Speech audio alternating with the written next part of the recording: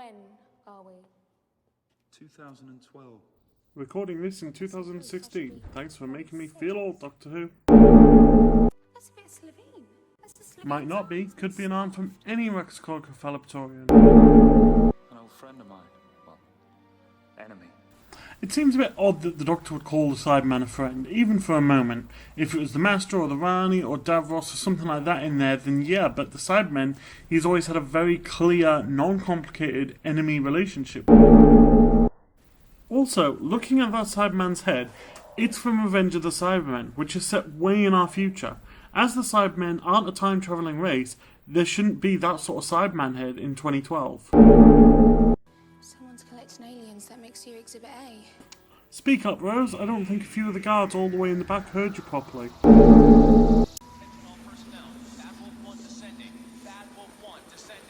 Might not be on the same level as Stephen Moffat, but that's still ramming the story act down our throats. On behalf of all of us, I want to wish you a very happy birthday, sir. So all of this happens on his birthday. That's a bit harsh. The President call conveys personal best wishes. The President is 10 points down. I want him replaced. As a British person watching something made by the British Broadcasting Corporation, I have no idea what the point system is. So is 10 points down an overreaction by Van Staten wanting him replaced, or is that actually a bad score? I don't know. Why, sir? Thank you so much for your opinion. You're fired. Get rid of him. Wipe his memory. Put him on the road someplace. Memphis, Minneapolis. Somewhere beginning with M. Bearing in mind that this seems to be a regular occurrence with Van Staten, and that guy was his personal assistant, that guy should have really known not to disagree with Van Staten. What do you think? Republican or Democrat? Democrat, sir. For what reason? They're just so funny, sir. In 2016, this is hilarious because Donald Trump is the Republican candidate. Also, from the looks of this scene, it looks like Diana Goddard genuinely has the option to choose who the president is. Is it really wise to choose the funny one? Don't know how they got in. I'll tell you how they got in. In through the window. In through the window, that was funny. That was funny. He didn't need to tell everyone it was funny. And it should have gotten some genuine laughs. Let's see him and tell Simmons I want to visit my little pet. Get to it. Simmons, you better give me good news. Is it talking? Everyone's playing the pronoun game to preserve the mystery that was ruined by the opening titles. What the fuck is with that scary-ass picture of Henry Van Staten in the background? Well, you see the tubes on the side. Must be to channel something, I think maybe fuel. Bear in mind it doesn't have any sort of holes or input or anything like that. It doesn't really seem like it would be to channel fuel. Delicate.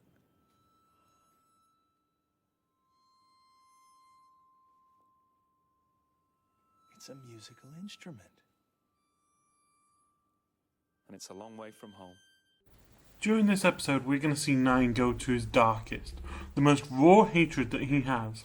I love the fact that we get this cute little scene of him getting so much joy from a musical instrument.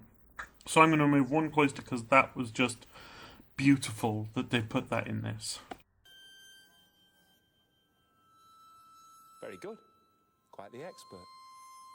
And of course, within seconds of trying, he manages the exact same tune the Doctor was doing. I'm not quite a collector yourself. She's rather pretty. She's gonna smack you if you keep calling her she. It's times like this I wonder why we all hate Rose. Minus one cloister. English, too. Hey, Little Lord Fauntleroy. I watched this about 1,000 times trying to figure out what he said here. Hey, Little Lord Fauntleroy. And I still couldn't figure it out, so I had to look at the script. Apparently he said Little Lord Fauntleroy, which is far too obscure of a reference for anyone to get. So you're just about an expert in everything except the things in your museum. Anything you don't understand, you lock up. And you claim greater knowledge? I don't need to make claims. I know how good I am. Damn it, Nine, that Sash removes a cloister again. Although, now I think about it, just because he owns the internet doesn't mean he's an expert on everything. That's like saying I own a book, so I'm a literature expert. Blimey, you can see the English. Look after the girl. Go and canoodle or spoon or whatever it is you British do. And you. I'm going to say that's racist. Racism towards English people in an English program. That's just ridiculous. Metaltron. Thought of it myself. Good, isn't it? It is a good name to be fair, but the Doctor can't really have an opinion on the name until he sees the Metaltron. Don't open that door until we get a result. What if the Doctor genuinely doesn't know what the Metaltron really is? And even if he was hiding it, that isn't really much of a motivation for the Doctor to talk, assuming that it does what it's been doing all along and just sits there doing nothing. I've come to help. I'm the Doctor.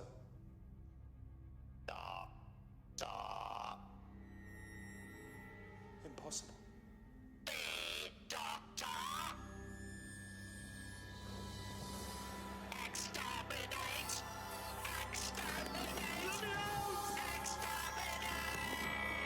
That is the best reveal of all time. I mean, the blue eyes talk light in the background, then the flashing, then the voice, and the Doctor's reaction. The whole reveal was just so fantastic that it's worth removing 3 cloisters.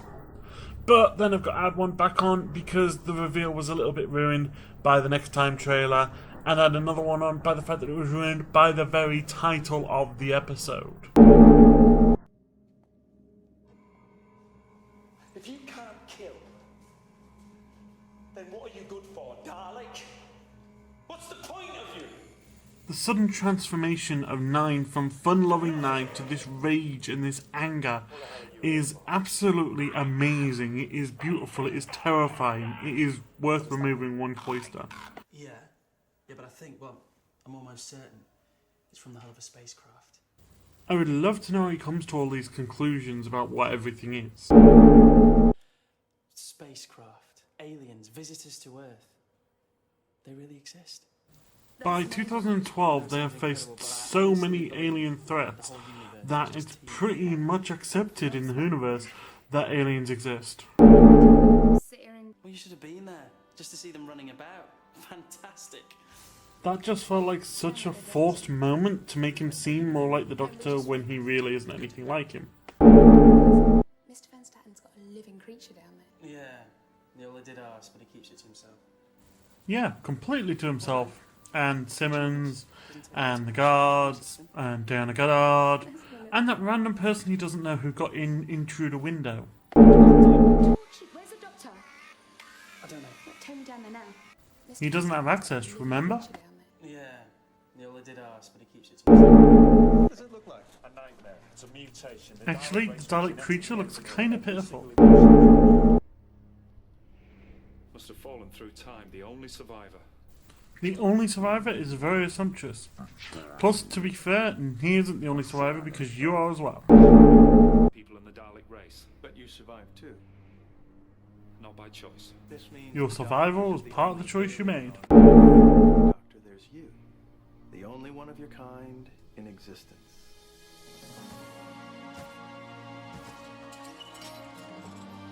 Why have they removed his shirt? And assuming that there is a good reason why he had to remove his shirt, why not remove his trousers too? Surely they're going to scan all of him. He might have a regeneration gland in his leg or something. Also, thank Rassilon this isn't a 10th Doctor episode. Otherwise there would be a massive spike of fangirls in hospital. Now, smile. Surely this glorified X-ray isn't causing that much pain. This technology has been falling to Earth for centuries. All it took was the right mind to use it properly. Van Statten is making a really good point here, actually. The cure for the common cold. Kept it strictly within the laboratory, of course. No need to get people excited.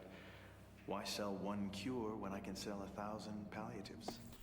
This whole scene seems to be trying to paint Van Statten as an arse, but actually he's just doing what every other business on Earth is doing. A Dalek is honest.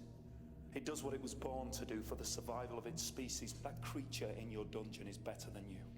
Not only has Van Statten not told a single lie so far this episode, he hasn't even been deceitful. He's been very clear about his intentions the entire episode. Nothing can escape the cage. And he jinxed it. No one on this base is safe. No one on this planet. That's a bit of an exaggeration. I mean, sure, it may kill a lot of people, but Unit and Torchwood would kill a single Dalek before it could do too much damage. Hold it right there. Level 3 access. Special clearance from Mr. Van Statten. He doesn't have access, remember? Yeah, Neola did ask, but he keeps it to himself. The big thing was that the Dalek wasn't speaking before the Doctor got there. Adam should know this. Even if he doesn't, the people watching on the camera and Simmons should know this. So why does no one react to the fact that Rose can get it talking as well?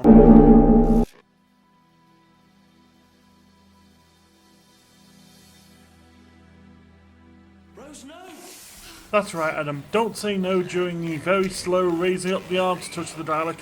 Say it after she's touched it. Smart move. Dalek's a genius. It can calculate 1,000 billion combinations in 1 second flat. So it should take 1,000th of a second to escape. I'm going to close to every extra second it takes it.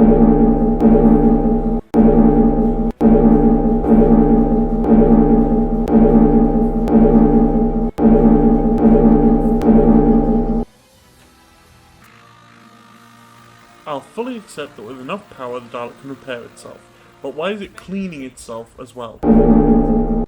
That map doesn't have the Upper Peninsula of Michigan on it.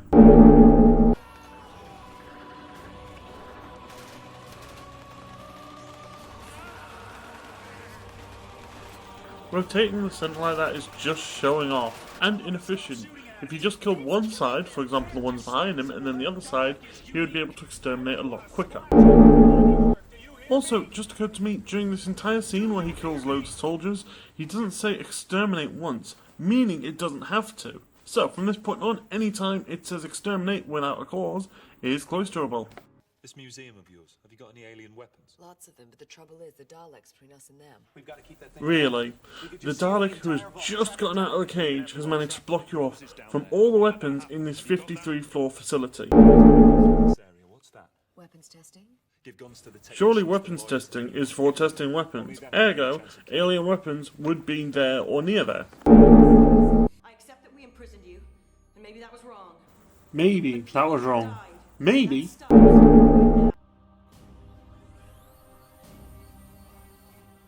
When a great big alien death machine you've just taunted is no longer defeated by a flight of stairs, you run, very quickly, not wait around for 20 seconds. Come with us, you can't stop it. Someone's got to try.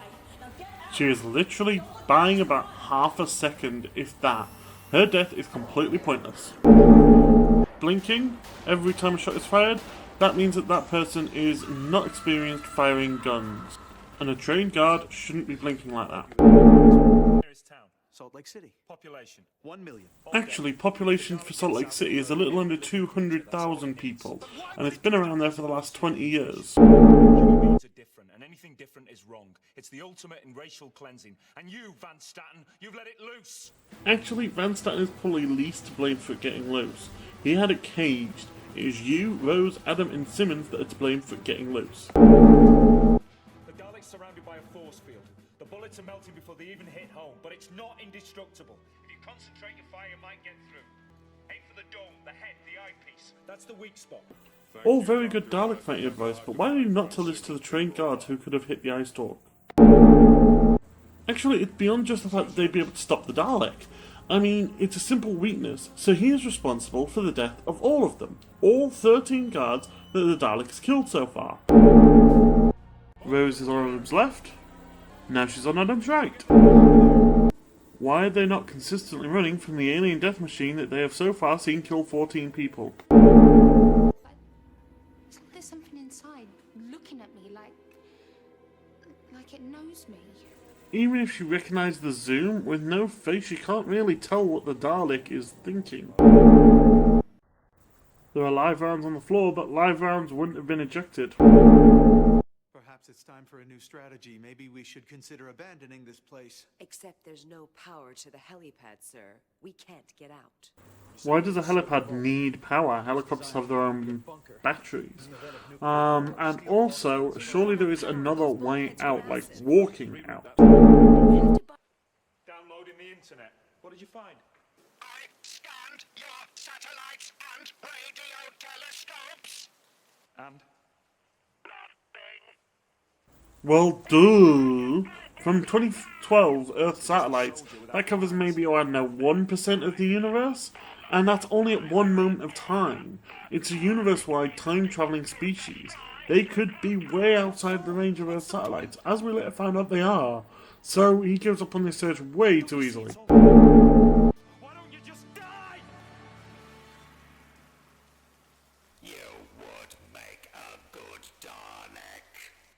I'm having to remove a cloister for the sassiness of the Dalek.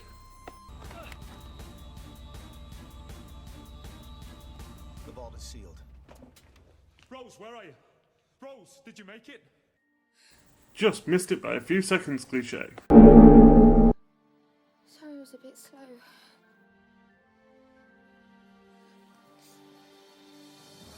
The Dalek's speed is really inconsistent. Its normal speed seems to be slower than running speed, so it shouldn't have caught up that fast. Pointless exterminate.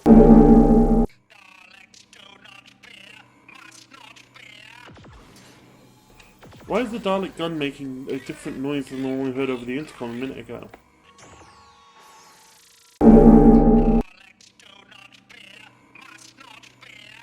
Also, seeing as how we see that a Dalek leaves a scorch mark, where is the scorch mark from the missed shot earlier? In this scene we should see 3 scorch marks. The Dalek's in an okay position to be blocking one, but where are the other 2? I can't do it again.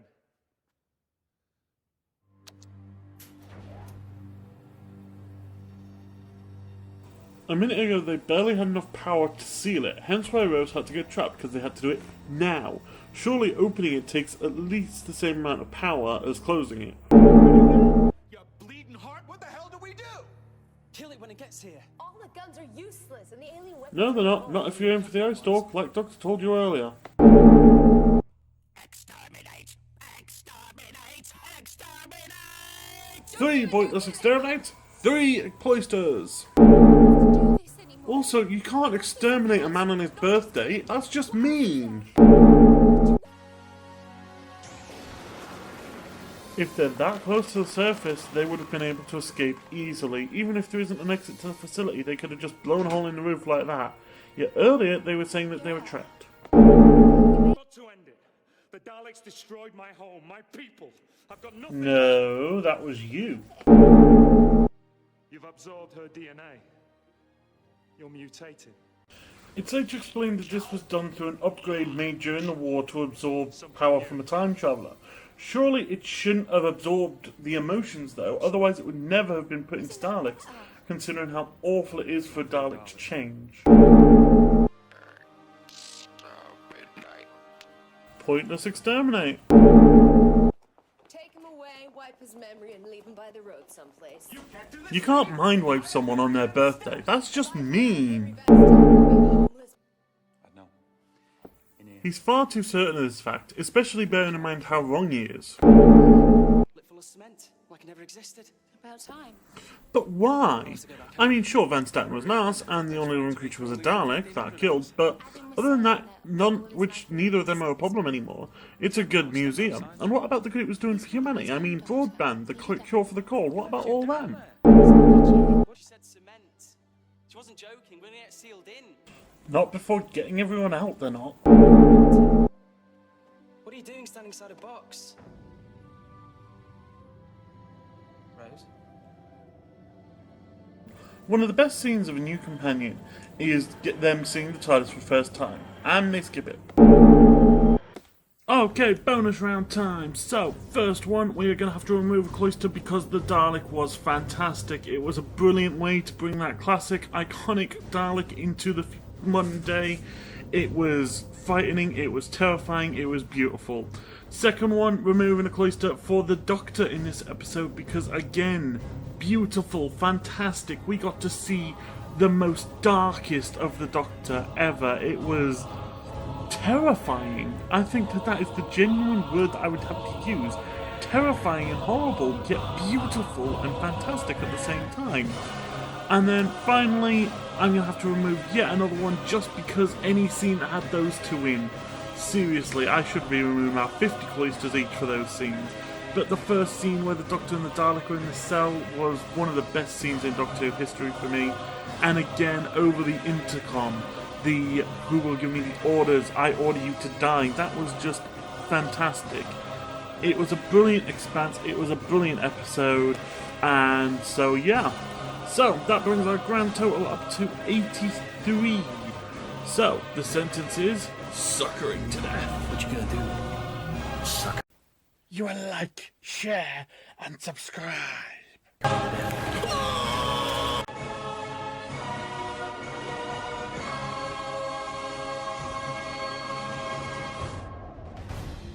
The mighty Dragofessor Vaxa Haka, whatever it's called, with that guy from everything.